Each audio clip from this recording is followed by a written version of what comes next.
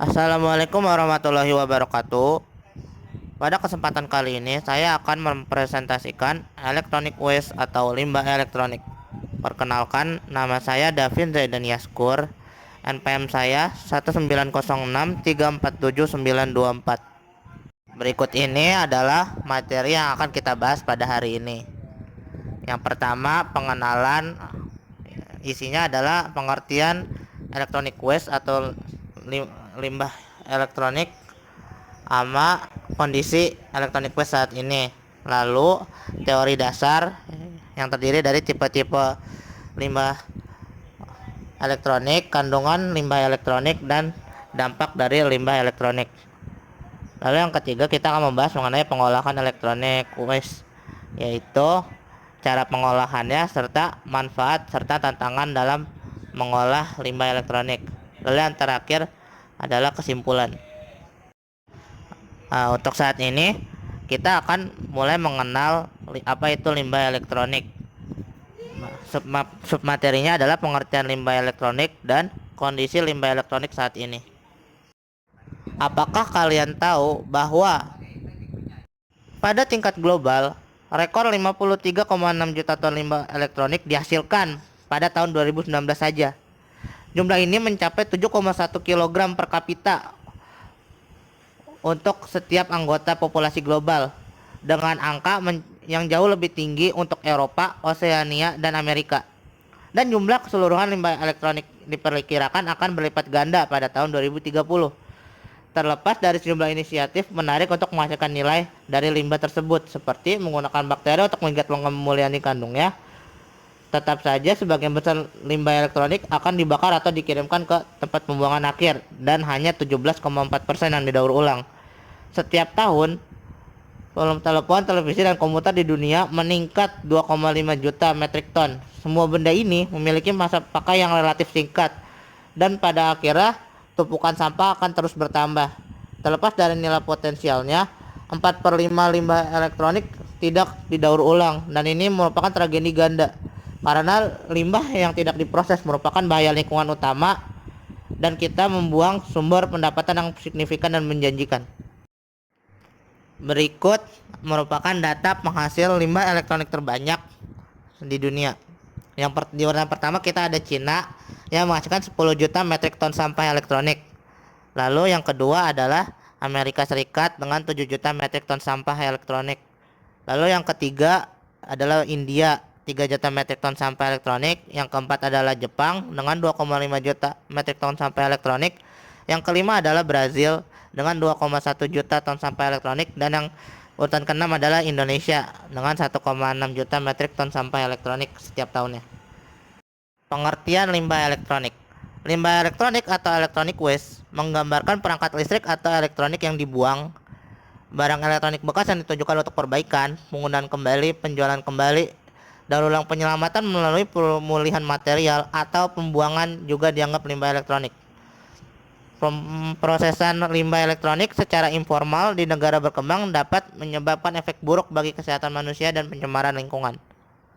Electronic waste atau limbah elektronik tercipta ketika produk elektronik yang dibuang setelah masa pakainya berakhir.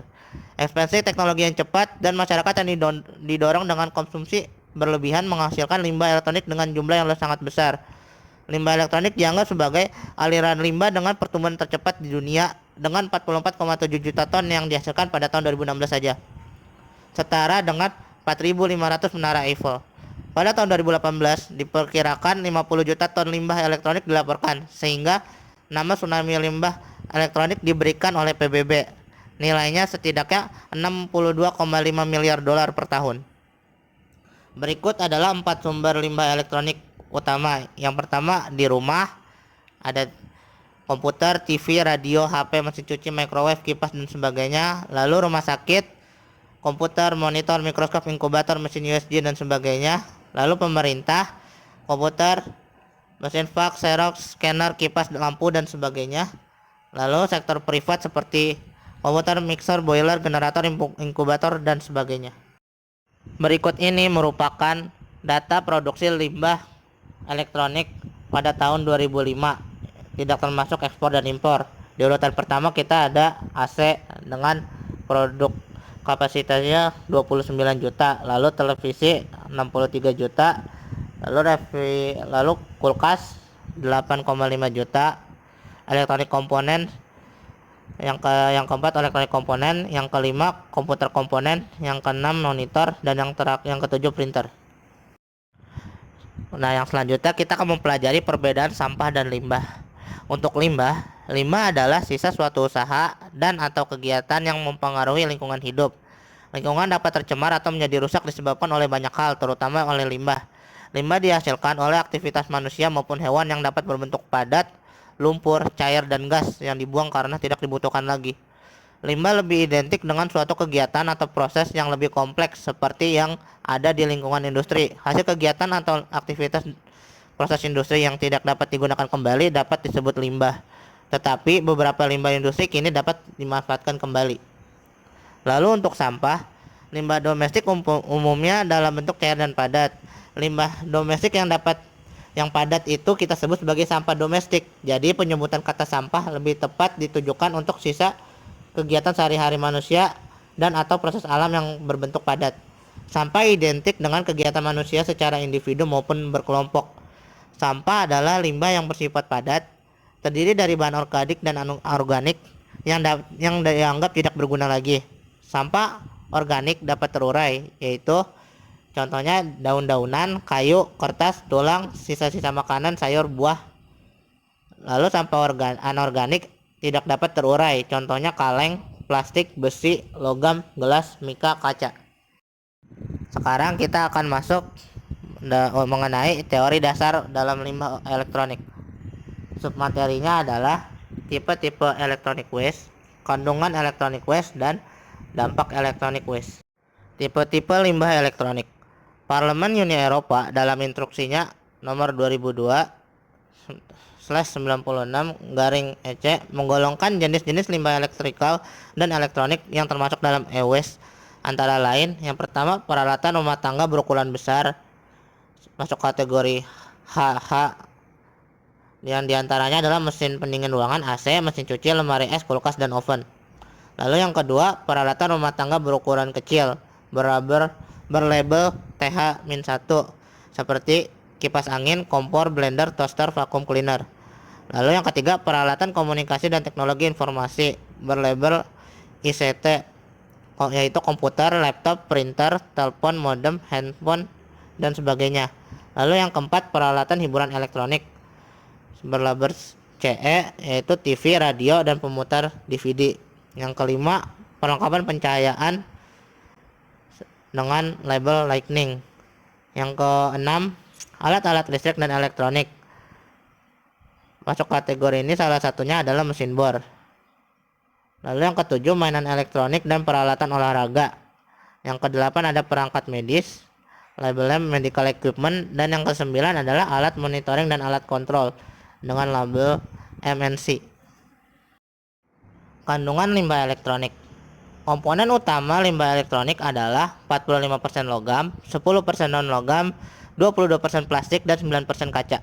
Karakteristik limbah elektronik secara umum terdiri atas 20% tembaga, 8% besi, 4% timah, 2% nikel, 2% timbal, 1% seng, 0,2% perak, 0,1% emas, dan 0,005% palladium. Limbah elektronik juga mengandung polipropilen, polietilen, polyester, dan polikarbonat yang berasal dari komponen berbahan plastik. Keberadaan limbah elektronik semakin lama semakin menumpuk sehingga diperlukan penanganan dan pengolahan yang ramah lingkungan.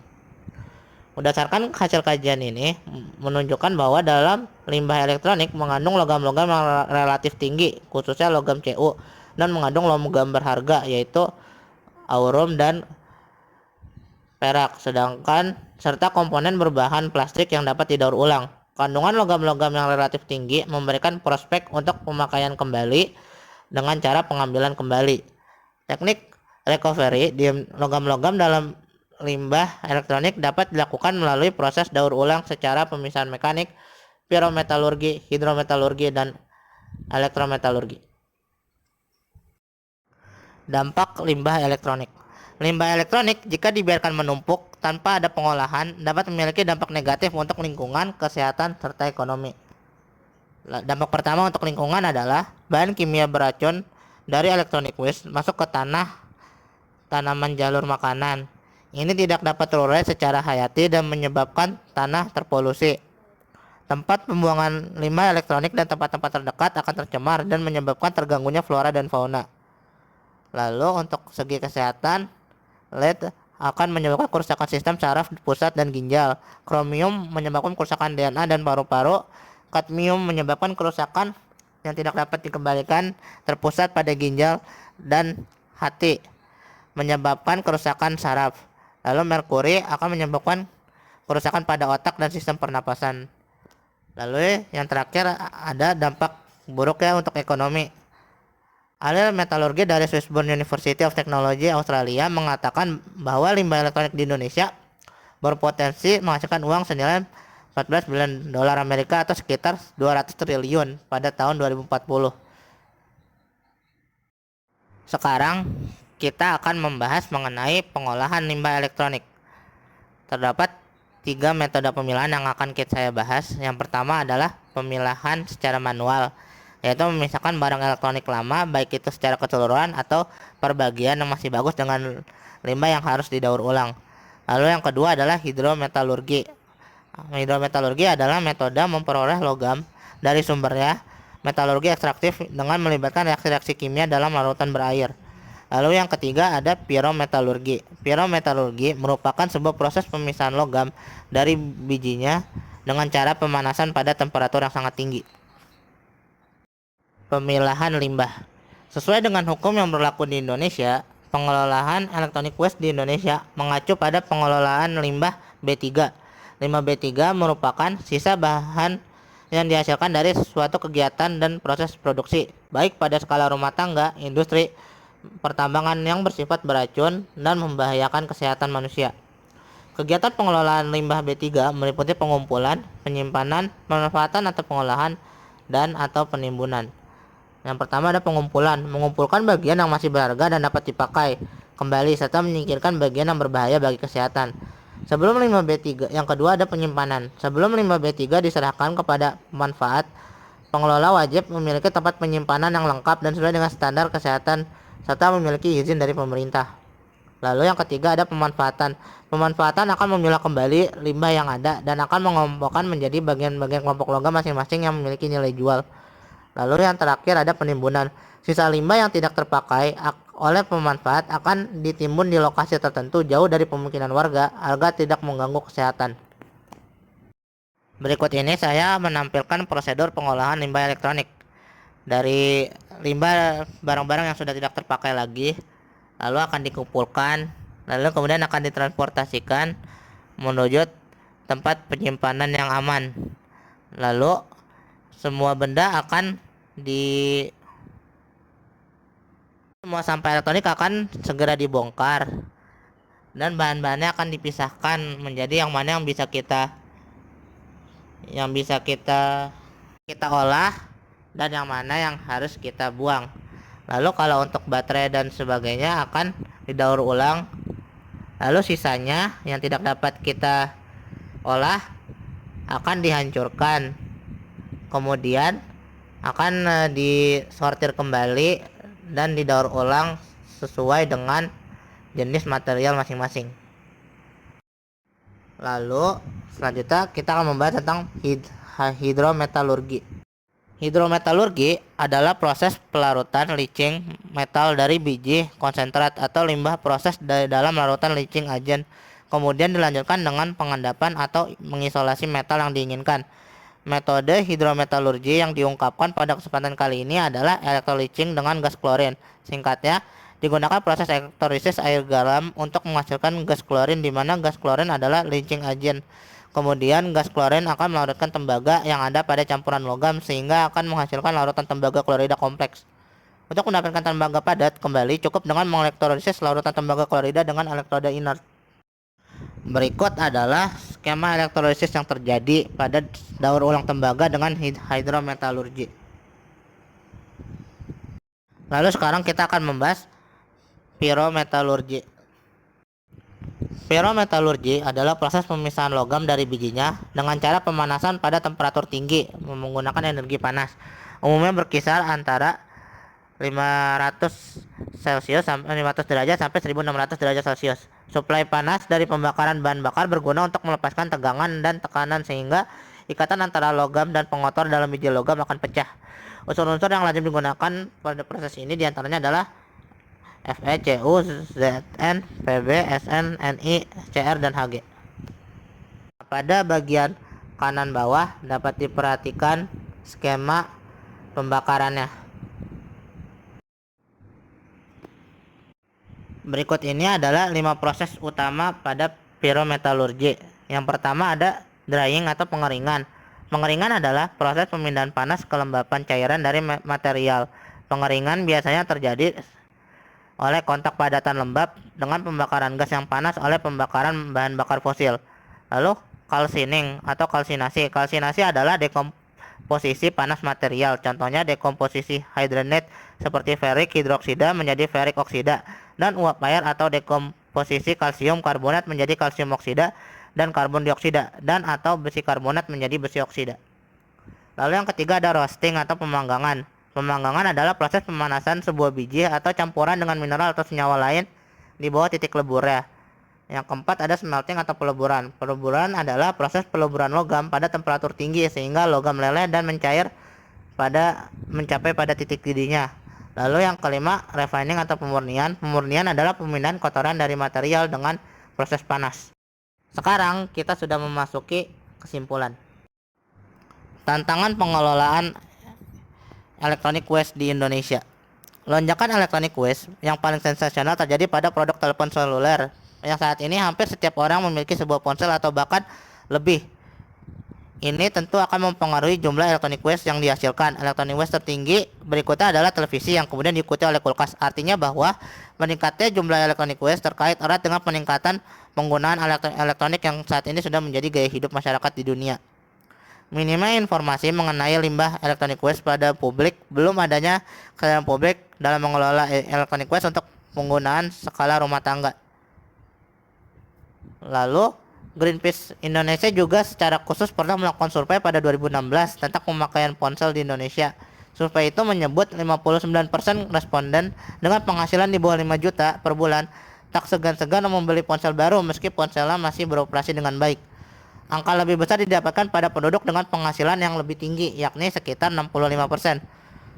Mereka sadar terlalu sering berganti-ganti. Alasan ganti ponsel ini bukan karena kebutuhan, melainkan karena keinginan, ujar Hasob. Keinginan untuk mendapatkan ponsel jenis baru. Nah, hal ini yang merupakan masalah terbesar, yaitu sifat produksi kita sifat konsumen kita yang sangat konsumtif dan hedonisme, menginginkan barang-barang baru, tapi barang lama kita sebenarnya masih bisa dipakai dan masih bisa digunakan. Solusi untuk limbah elektronik di Indonesia, yaitu untuk produsen. Produsen harus memfokuskan pemakaian bahan baku yang dapat didaur ulang. Lalu diharapkan produsen memiliki program ramah lingkungan seperti tukar tambah elektronik lama dengan elektronik yang baru, sehingga limbah konsumsi elektronik akan lebih minim. Lalu untuk konsumen, kita sebagai konsumen harus memakai peralatan elektronik kita lebih lama. Jangan suka ganti-ganti yang baru. Jangan suka membeli barang baru hanya karena mengikuti tren. Dan jangan langsung membuang barang elektronik yang tidak dipakai. Ada baiknya lebih baik akan kita serahkan kepada servis terlebih dahulu. Jadi ada part dari HP kita yang dapat lebih bermanfaat daripada hanya berada pada pembuangan sampah. Lalu yang untuk pemerintah diharapkan untuk meningkatkan pengawasan terhadap pengelolaan limbah, terutama limbah B3, karena limbah ini memiliki bahaya yang besar bagi kesehatan dan juga lingkungan. Lalu memberikan insentif pada produsen untuk membuat produknya lebih ramah lingkungan, seperti kita berikan pemotongan pajak atau diberikan sebuah penghargaan dan sebagainya. Jadi agar produsen ini lebih terpacu untuk membuat produk yang ramah lingkungan. Lalu pemerintah harus menyebarkan informasi mengenai limbah electronic waste kepada publik secara luas untuk meningkatkan kesadaran publik dalam mengelola electronic waste untuk penggunaan skala rumah tangga. Karena pada dasarnya kita ini saat ini terlalu boros dalam pemakaian electronic waste kita. Banyak barang kita yang kita anggap sudah tidak ada harganya, tapi sebenarnya masih ada. Tapi kita harus melihat lebih dalam lagi. Sekian presentasi dari saya. Kurang lebihnya mohon maaf. Wabillahi taufiq walhidayah. Wassalamualaikum warahmatullahi wabarakatuh.